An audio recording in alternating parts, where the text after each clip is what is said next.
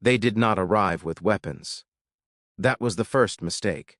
When the Coalition finally turned its attention fully toward Earth, there were no war fleets blotting out the stars, no beams of light carving cities into glass, no declarations of conquest. Only a message, precise, calm, and translated flawlessly into every human language at once. Humanity of Earth, you have been observed, you have been measured, you have been found inefficient. This is not a condemnation, it is a correction. Most species, when they heard words like that, collapsed into panic or prayer. Humanity argued.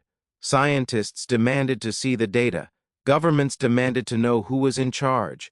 Markets fluctuated wildly. The internet turned the message into jokes within minutes. The Coalition watched this response with quiet satisfaction. Chaos, disunity, emotional instability. Everything their models had predicted. The coalition of civilized species had existed longer than human history itself. They were not conquerors in the crude sense. They did not rule through fear or annihilation. They ruled through optimization.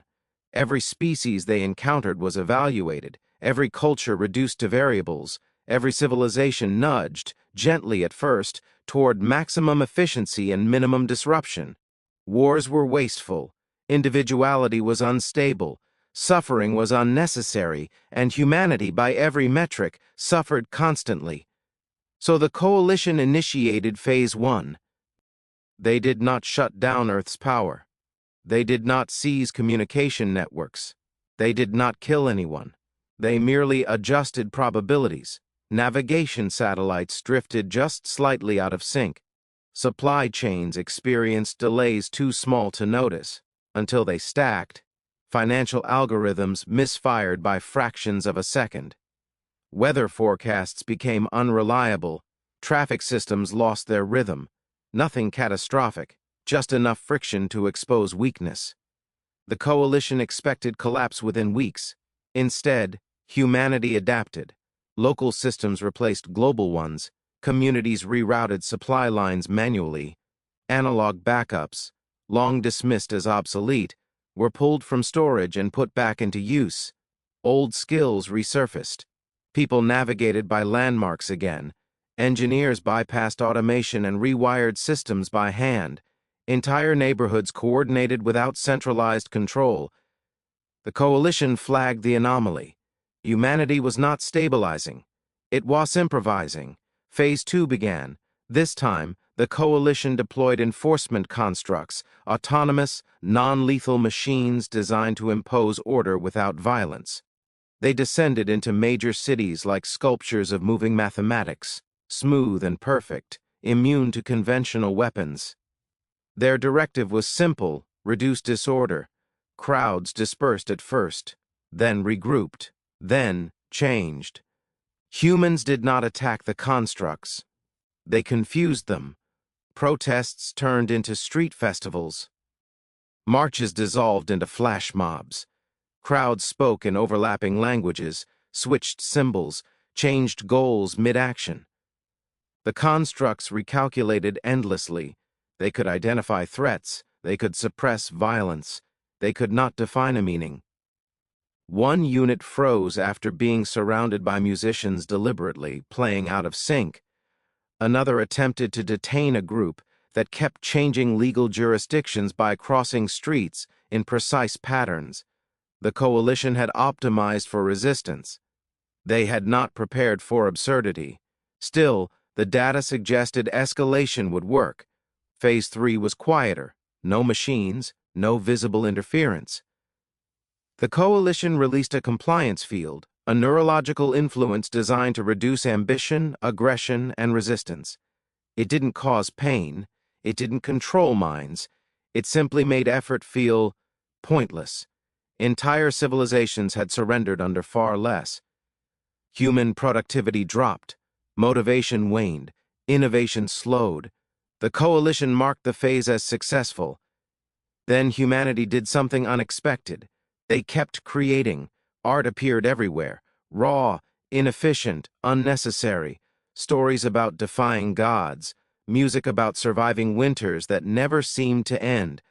People trained their bodies even when progress hurt and led nowhere. Parents taught children skills they might never need, just in case. The compliance field targeted brains. It did not understand culture. Motivation returned, not chemically, but collectively.